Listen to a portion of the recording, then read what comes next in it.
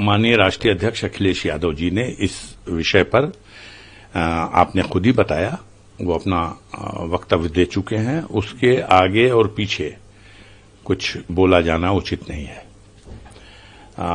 ये प्रश्न चूंकि आपने मुझसे रखा तो प्रदेश की जनता ये महसूस कर रही, देश की जनता ये महसूस कर रही है कि चुनाव के बाद से, लोकसभा के चुनाव के बाद से बहुत तेजी से जघन्य अपराधों की घटनाओं में वृद्धि हुई है और उत्तर प्रदेश में तो बाढ़ आ गई है। अब सवाल ये है कि अयोध्या के घटना को इतना हाईलाइट क्यों? अयोध्या में विधानसभा का बाई इलेक्शन होना है, उसका फायदा उठाना। समाजवादी पार्टी का नाम एक वहां के स्थानीय किसी व्यक्ति को तथाकथित समाजवादी पार्टी का नेता बता देना और वहां के सम्मानित सांसद माननीय अवधेश प्रसाद जी के साथ कि उनका आदमी है जोड़ देना।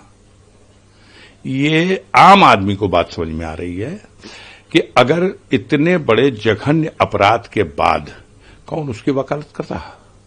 कोई भी हो, उसने आपके साथ फोटो खिंचा ली हो या मेरे साथ फोटो खिंचा ली हो, अगर इस तरह का अपराध करता है तो कानून उसके खिलाफ कार्रवाई करेगा। लेकिन यहां तो नंबर बढ़ाना है। कानून की कार्रवाई के लिए अभी आगे उसको कोर्ट के जरिए क्या होगा ये अपनी जगह है। बुलडोजर ये कार्रवाई हमारी है, इसका नंबर हमको मिलना चाहिए। इनकाउंटर ये कार्रवाई हमारी है, इसका नंबर हमको मिलना चाहिए। हम लोग कानून व्यवस्था और देश के संविधान और उसके रास्ते से जो नियम और कानून है उसका पालन करने वाले लोग हैं। हम मानते हैं कि किसी वर्ग, जाति, धर्म, पार्टी का व्यक्ति हो, यदि वो अपराध करता है तो वो उसका व्यक्तिगत कैरेक्टर है और उसके लिए उसे जो कानून में सजा है वो मिलनी चाहिए। लेकिन इसके लिए किसी पार्टी को, किसी नेता को उससे जोड़ के राजनीतिक फायदा उठाने की कोशिश करना, ये इसमें उनकी दूषित मानसिकता का परिचय देता है। मैं आपसे निवेदन पूर्वक आग्रह करना चाहता हूं कि क्या अयोध्या में जो बेटी के साथ यह जघन्य घटना हुई, इस घटना की जितनी निंदा की जाए कम है, लेकिन क्या इस घटना की आड़ में गाजीपुर में करंडा थाना क्षेत्र के कुशंदेपुर गांव में जो 2.5 साल की बच्ची के साथ दरिंदे ने दरिंदगी की है, बलात्कार किया है, लड़की मणासन है, इस घटना का कहीं वर्णन है?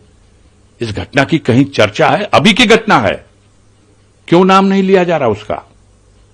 क्यों नहीं नाम लिया जा रहा? मेरे ही लोकसभा क्षेत्र की दूसरी घटना बता रहा हूं, बलात्कार की घटना जखनिया विधानसभा क्षेत्र में और भुड़खुड़ा थाना क्षेत्र के अंतर्गत एक टीटी महोदय हैं।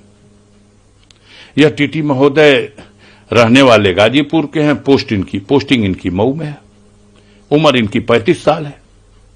एक लड़की आती है दाना बुनवाने के लिए और उस लड़की को बहला फुसला के अपने घर में लेके चले जाते हैं और घर में ले जाके उसके साथ जबरदस्ती बलात्कार करते हैं।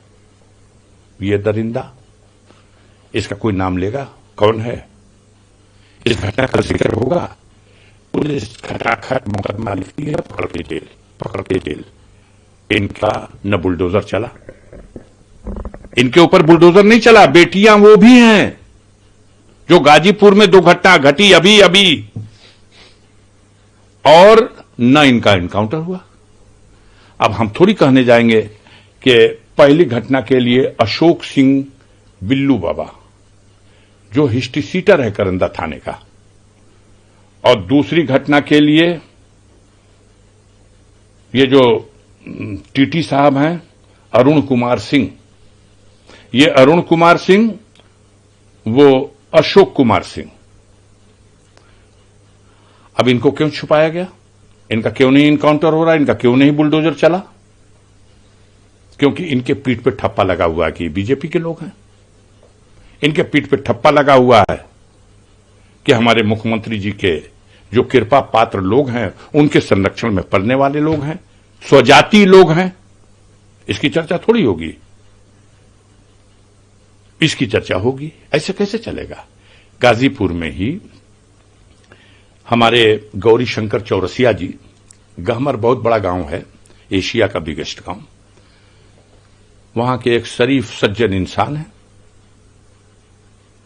उनकी बेटी को, नाबालिग बेटी को उठा ले गए, थाने के चक्कर लगा के दौड़ दौड़ के थक गए। एफआईआर है, नामजद एफआईआर है, आज तक गिरफ्तारी नहीं, आज तक गिरफ्तार नहीं हुआ अभियुक्त, और न लड़की बरामद की गई। मैंने खुद इस विषय में जनपद में जो पुलिस के कप्तान के साथ मीटिंग हुई, उस मीटिंग में मैंने इस बात को खुद उठाया, आज तक नहीं हुई।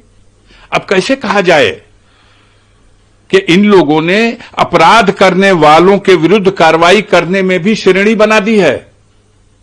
अगर भाजपा का झंडा धोने वाला, झंडा उठाने वाला अगर कोई काम गलत से गलत अपराध कर दे तो उसकी तरफ मत देखना, और दूसरे का घर भी गिरा दो, गोली भी मार दो, और उसके साथ तमाम ऐसे लोगों को भी जोड़ दो जिससे कि कोई राजनीतिक लाभ मिल जाए। घटना यह है, पूरे प्रदेश में अपराध की बाढ़ आ गई है, हर जगह अपराध बढ़ा है, हत्याएं हो रही हैं, बलात्कार हो रहा है, गरीबों की जमीनों पर कब्जा हो रहा है। जो कुछ बचा खुचा है, जहां दबंग और सामंत कब्जा कर रहे थे, अब नजूल बिल लाया गया है। अब इस बिल के माध्यम से सरकार गरीबों का घर उजाड़ करके उस पर कब्जा करना चाहती है। अभी तो देखिए, विधानसभा से पास हो गया, लेकिन विधान परिषद में उसको प्रवर समिति को सौंप दिया गया। आगे क्या होता है, लेकिन आम इंसान डरा हुआ है। गांव में इनकी मशीनरी जो है, तहसील का लेखपाल जिसके घर की तरफ ठीक से ताक दे रहा, उस आम आदमी का तो रोआ खड़ा हो जा रहा। हमरा घरवा के 2 बेर देखल हर लेखपाल साहब खैरियत नहीं थे, वसूली हो रही है। तुमने तो गांव समाज की जमीन में मकान बना, कहां बनाएगा? देश पे अंग्रेजों का कब्जा था, सारे देश की जनता लड़ी है, अंग्रेजों को भगाई है, जिसके बाप दादा कुर्बान हो गए, और जिस घर में वो रहते थे उस घर में उसके बच्चे आज रह रहे हैं, और उनके बच्चों से कहा जाएगा कागज दिखाओ। कितने लोगों के पास कागज है? कितने लोगों ने रजिस्ट्री ले रखी है? सभी तो गांव में बसे हैं, और गांव की वो जमीनें जब चकबंदी हो रही थी तो अतिरिक्त जमीनें निकाली गई, उन्हीं जमीनों में आबादियां बनी, प्राचीन आबादी, नई आबादी, नवीन परती, बंजर की जमीन, रिजर्व खाते की जमीनों को खाली कराया जाए तो समझ में आता है कि किसी ने अगर चक्रोड पकड़ रखी है, पोखरे पर कब्जा कर लिया है, कंपोस्ट खाद का गड्ढा सौरस्थान अगर किसी ने कब्जा किया है, श्रेणी 32 के अंतर्गत अगर कोई रिजर्व जमीन पे कब्जा है।